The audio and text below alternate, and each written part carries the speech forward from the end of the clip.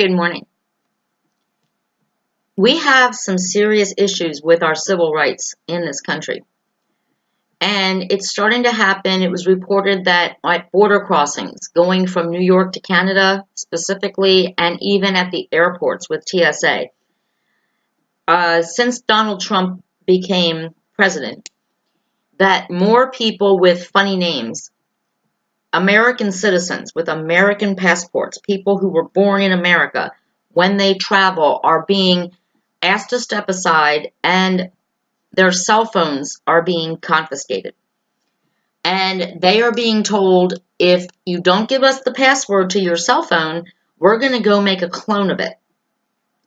And one young man who took his girlfriend to dinner because they live on the border of New York and Canada, they drove 20 minutes over the border, they gave their passports, they went to dinner. When they tried to come back to America, where they were born and raised and are citizens, that's when the trouble started. The Border Patrol asked for both of their cell phones and their passwords to get into their cell phones.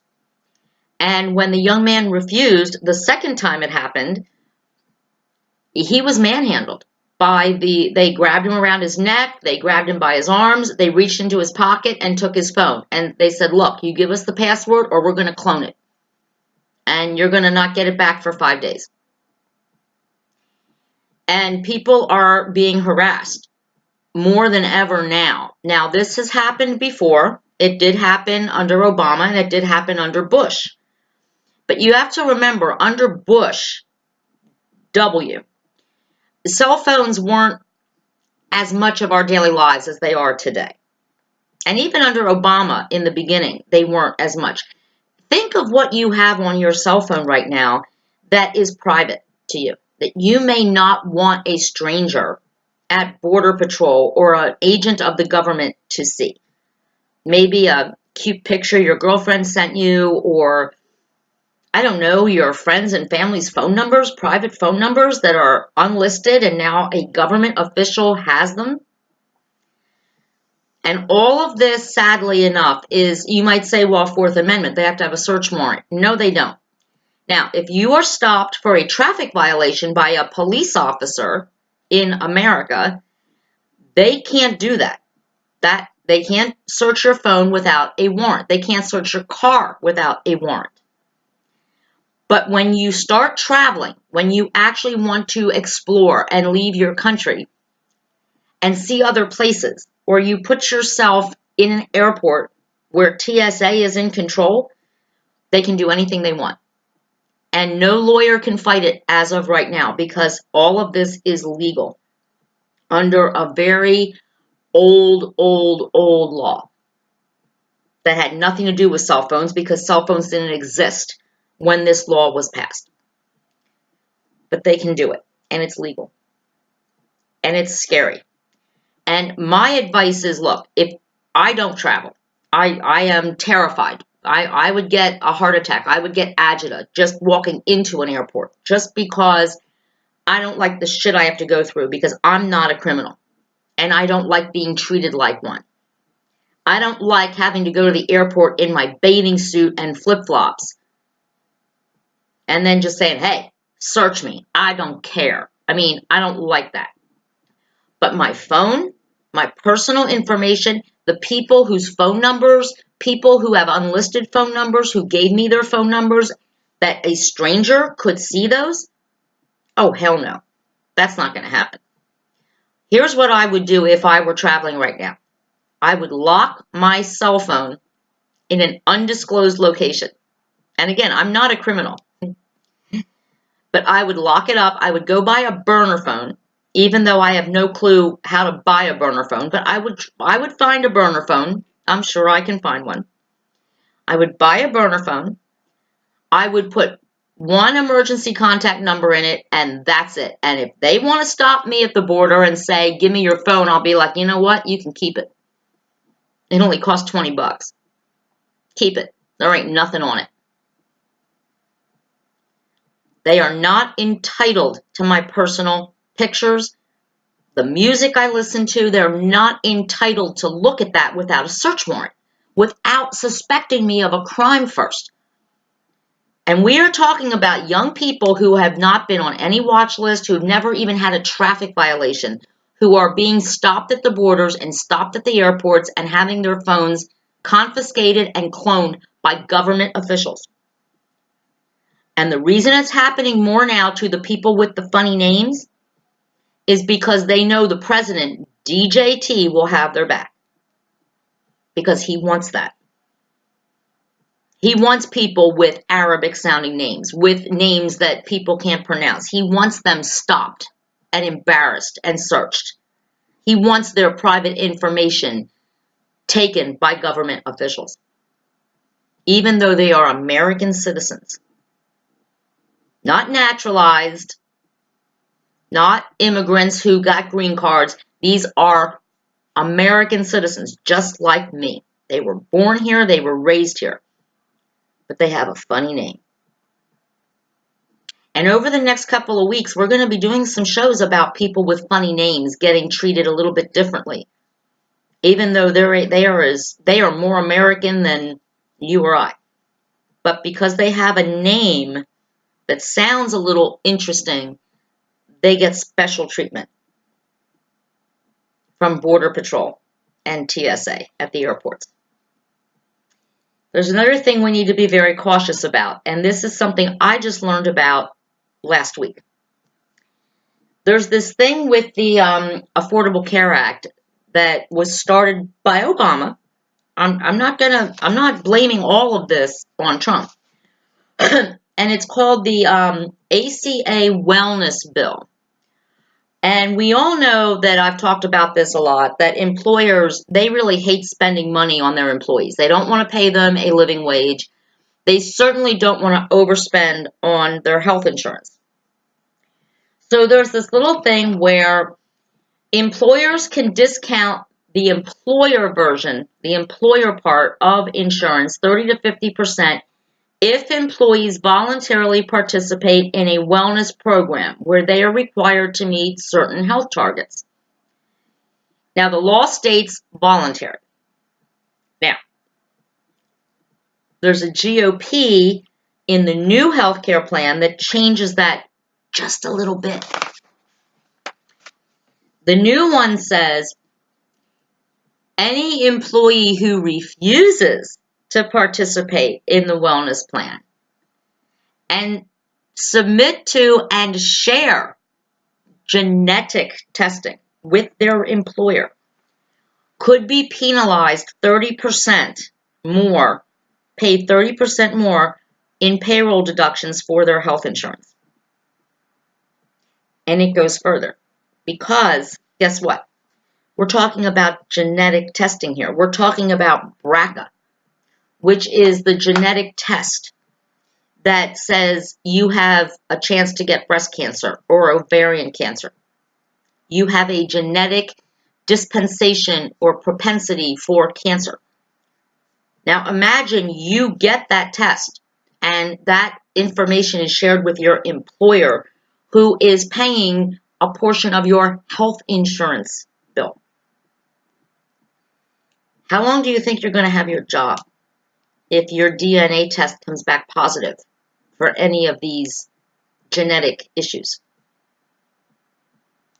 But they're trying to force you to submit to that, to now make your boss not only your priest who says, well, I don't believe in birth control, so therefore it's not going to be on our insurance plan.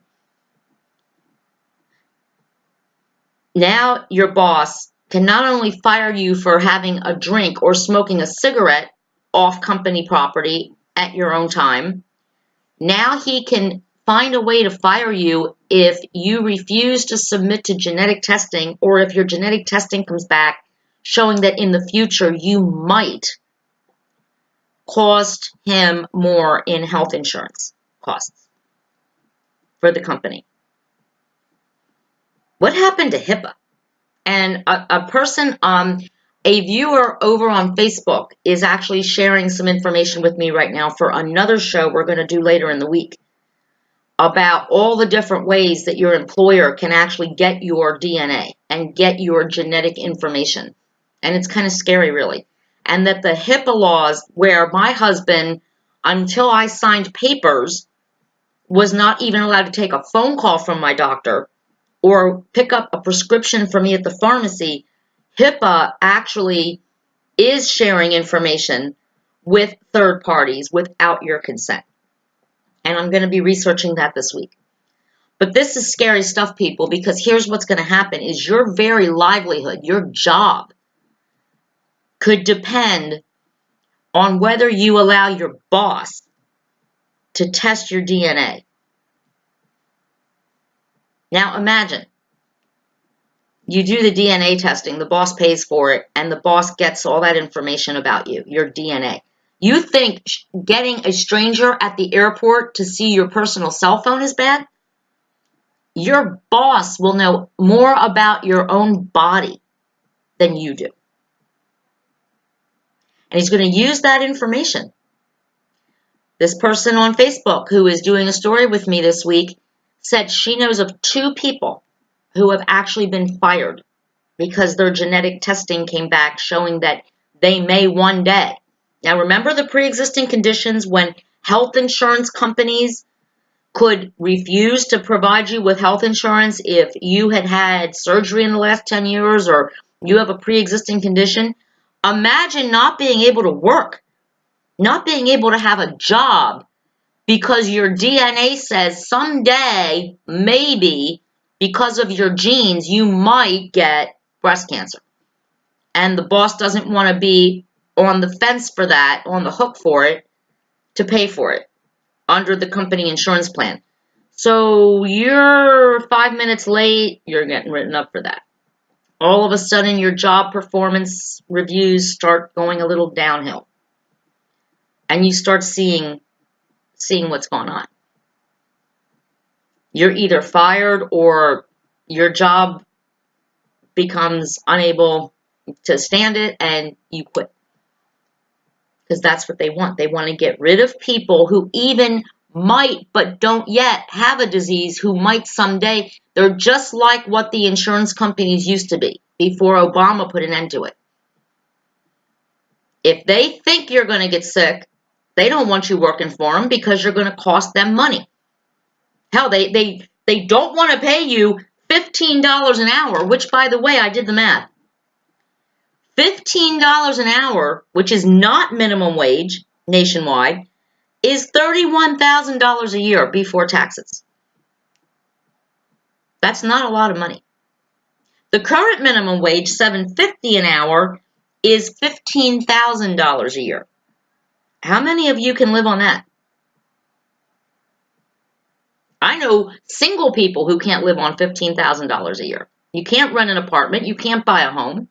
You can barely buy a car.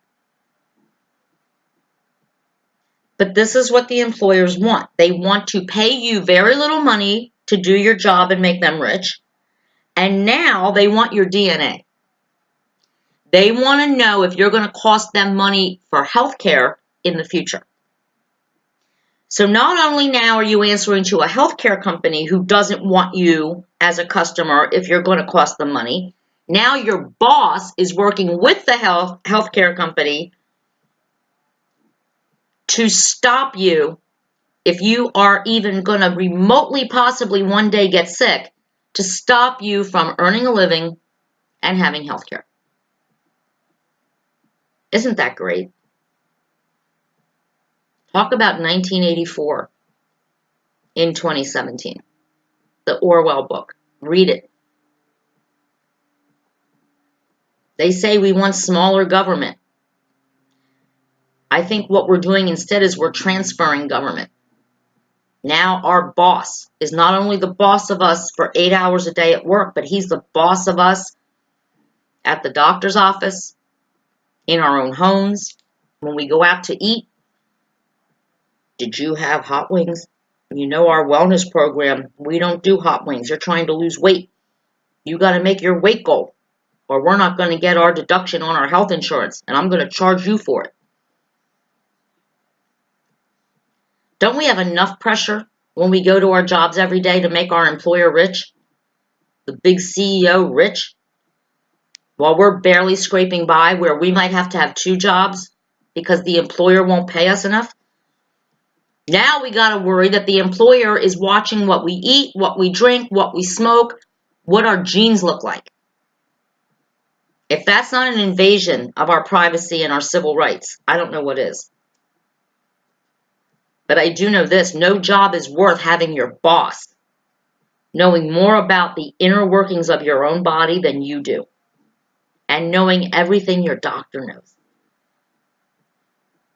Your relationship with your doctor is sacrosanct.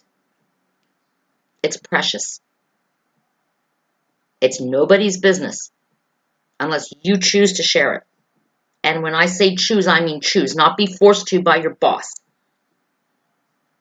not be threatened. Just like the private pictures and the contact phone numbers of your friends and family and your cell phone is private. And no agent of the government should have those phone numbers or those pictures or look at the music you're listening to without a warrant. And to get a warrant, they would need to suspect you of a crime. Not just because you took your girlfriend to dinner in Canada. Political Paula, out.